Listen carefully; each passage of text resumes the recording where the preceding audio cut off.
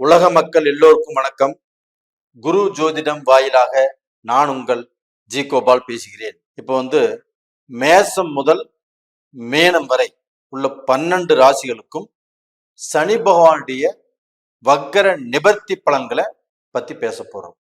சனி பகவானுடைய வக்கர நிபர்த்தி எப்ப நடந்தது அப்படின்னா, நவம்பர் மாதம் 16ஆம் தேதி சனி பகவானுடைய வக்கர நிபர்த்தி நடந்தது. சனி பகவானுடைய வக்ரம் அப்படின்னா என்ன அப்படின்னா, நாம எல்லாரும் சனி பகவானுடைய பிடியில இருப்பதுதான் சனி பகவானுடைய வக்ரம். அதே சனி பகவானுடைய வக்ர நிவர்த்தி அப்படின்னா, நாம செஞ்ச புண்ணியங்கள்னாலோ இல்லை நம்மளுடைய ஜாதக அடிப்படையிலையோ, நம்மளுக்கு நடக்கக்கூடிய தசாபுத்திகள்னாலேயோ, இல்லை நம்மளுக்கு நடக்கக்கூடிய வக்ர காலங்கள், அதாவது நம்மளுக்கு நடக்கக்கூடிய கோச்சார பலன்கள், இதனாலேயோ நம்மளுக்கு அந்த சனி பகவானுடைய வக்ர நிவர்த்தி நடக்குது. நம்மளுக்கு தடைப்பட்ட சில விஷயங்கள், அது போக கட்டளையிடப்பட்ட விஷயங்கள் இனிமேல் சனி பகவானால் நமக்கு நன்மைதான் நடக்கும். அப்போ எந்தெந்த ராசிக்கு உயர்வான அந்தஸ்து கிடைக்கும், எந்தெந்த ராசிக்கு மிக பெரிய நன்மைகள் அடைய போகிறது அப்படிங்கிறத இந்த பதிவில் நாம சொல்றோம். அதனால இப்ப நாம பார்க்கக்கூடிய ராசி ஆகப்பட்டது மிதுன ராசி.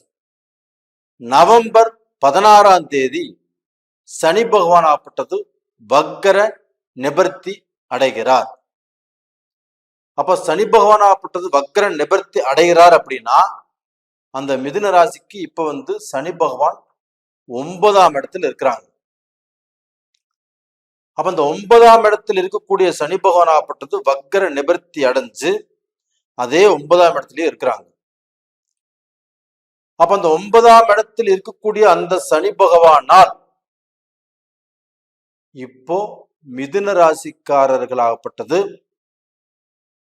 ஒரு எப்படின்னா, ஒரு சிக்கல்ல மாட்டி ஒரு கிணத்துல ஒரு கல்லு போட்ட மாதிரிதான், அது எடுக்க முடியாது. அந்த மாதிரி ஏகப்பட்ட சிக்கலை சந்தித்து ஏகப்பட்ட குழப்பத்துக்கு ஆளாகி தன்னுடைய நிம்மதியை இழந்து என்னடா வாழ்க்கை அப்படின்னு இருக்கக்கூடிய காலகட்டத்துலதான் இந்த சனி பகவானுடைய வக்கர நிபர்த்தி. அப்ப மிதுன ராசிக்காரங்களாகப்பட்டது தான் செய்யாத தப்புக்கோ தனக்கு விருப்பம் இல்லாமல் அடுத்தவங்களால இவங்க ஜெயிலுக்கு போன மாதிரி. அப்ப தான் ஜெயில போய் இன்னைக்கு அனுபவிக்காத கஷ்டம் இல்லை, படாத துன்பம் இல்லை, படாத வேதனை இல்லை.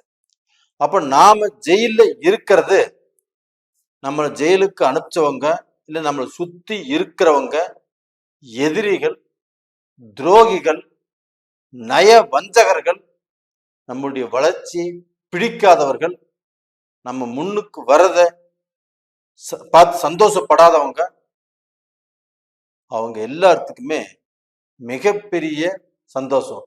அதே சந்தோஷம் பாத்தீங்கன்னா, இப்ப நம்ம ஜெயில இருந்து வெளியில வரப்போறோம், அதாவது வக்கர நிபர்த்தி அடையிறோம்.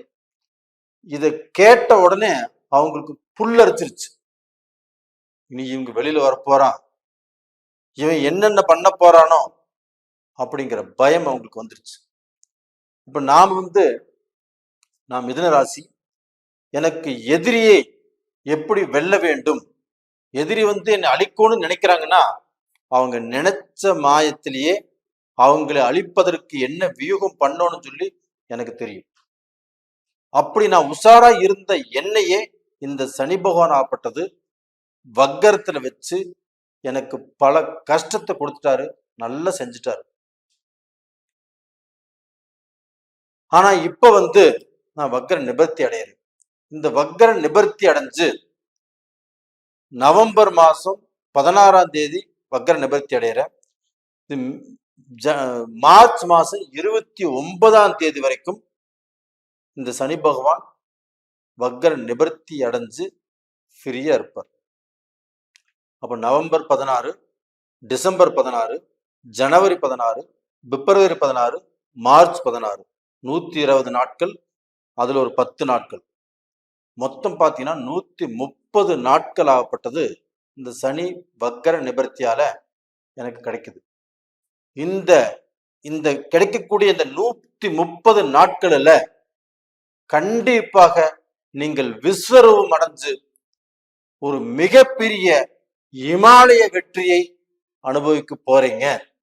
உங்களுக்கு வரக்கூடிய காலம் பொற்காலம். இந்த பொற்காலத்தை நீங்கள் எப்படி பயன்படுத்தணும், எப்படி அந்த பொற்காலம் உங்களுக்கு பயன்படும், அதை பத்தி தான் இப்ப நான் சொல்ல போறேன். நீங்க அந்த ஜூன் மாசத்திலிருந்து நவம்பர் 15 வரைக்குமே அந்த சனி பகவானுடைய வக்கரத்துல சிக்கி சின்ன பின்னமாகி எதிரிகளால பாதிக்கப்பட்டு துரோகிகளால துவண்டு போய் உங்களுக்கு நண்பர்களால நீங்க அழிஞ்சு போய் குடும்பத்தால கெட்டு போய் இன்னைக்கு மக்களே தன்னை பார்க்க போனா நீ என்ன பெத்தவங்களா அப்படின்னு அவங்க நினைக்கக்கூடிய அளவுக்கு உங்களை கெட்டவங்களாக்கிருச்சு. இந்த மாதிரி கஷ்டத்துக்கு எல்லாமே ஆளாகி இப்ப நவம்பர் 16க்கு அந்த சனி பகவான் வக்கர நிவர்த்தி அடைகிறார். அப்போ நீங்க இதற்கு மேலதான் உங்களுக்கு வாழ்க்கை. உங்களுடைய வாழ்க்கையில நீங்க என்னென்ன விஷயத்தை இழந்தீங்களோ, யார்கிட்ட கெட்ட பேர் வாங்கினீங்களோ, உங்களை பார்க்க போனா நீங்க விட்டா நீங்க தலையெடுத்துருவீங்க, நீங்க நல்ல நிலைமைக்கு வந்துருவீங்க, நீங்க வரக்கூடாது அப்படின்னு நினைத்தார்களோ அவர்களுக்கு முன்னாண்ட நீங்கள் வாழ்ந்து காட்டக்கூடிய நேர காலம் வந்தாச்சு. இப்ப எல்லாத்துக்குமே சட்டம் அப்படிங்கிறது பொதுவானதுதான். அதே சட்டமாகப்பட்டது நீதி. அந்த சட்டம் நீதி ஆகப்பட்டது நாம நினைச்ச மாதிரியே நம்மளுக்கு சாதகமாகவே நாம எதிர்பார்த்த மாதிரியே அந்த தீர்ப்பு நம்மளுக்கு வந்துச்சுன்னா எவ்வளவு சந்தோஷப்படுவோம். பல வருட கஷ்டத்துல இருக்கிறோம், அந்த கஷ்டத்துல ஒரு தீர்ப்பு வருது, நாம எதிர்பார்க்கிறோம் இந்த தீர்ப்பு இப்படி வந்தா நல்லா இருக்குமே, இப்படி வந்தா நான் ஜெயிச்சிருவனே. அப்படி எதிர்பார்த்த உங்களுக்கு அதே மாதிரியாக அந்த தீர்ப்பு வருதுன்னா எவ்வளவு சந்தோஷம் கிடைக்கும். அந்த சந்தோஷத்தை அடையக்கூடிய நேரம்தான் இந்த சனி பகவானுடைய வக்கர நிவர்த்தி. அப்போ நவம்பர் 16க்கு சனி பகவானுடைய வக்கர நிவர்த்தி. இதுல 130 நாட்கள் உங்களுக்கு கிடைக்கிறது. இந்த 130 நாட்களையும் பயன்படுத்தி ஒவ்வொரு நாளையும் ஒவ்வொரு பொற்காலமாக நீங்க பார்க்க போனா எல்லா விஷயத்தையுமே நீங்க சம்பாதிச்சு சாதிச்சு நன்மை அடைஞ்சு உங்களுடைய வாழ்க்கையில நீங்க இழந்தது எல்லாத்தையுமே சம்பாதிச்சு ஒரு நல்ல பொசிஷனுக்கு வரக்கூடிய வாய்ப்பு இந்த 130 நாட்கள்ல அந்த சனி பகவான் உங்களுக்கு கொடுத்திருக்கிறார். மிதுன ராசிக்காரங்களே, கண்டிப்பாக நீங்கள் வாழ வேண்டிய நேரம் வந்தாச்சு, வாழ்க்கையை அனுபவிக்க வேண்டிய நேரம் வந்தாச்சு. அப்போ நீங்க எவ்வளவு கஷ்டப்பட்டு இருந்தாலும் அந்த கஷ்டத்திலிருந்து விடுதலையாகி நான் இன்னைக்கு நல்லா இருக்கிறேன் அப்படின்னு கண்டிப்பாக இந்த 4.5 மாசத்துல நீங்க சொல்லுவீங்க.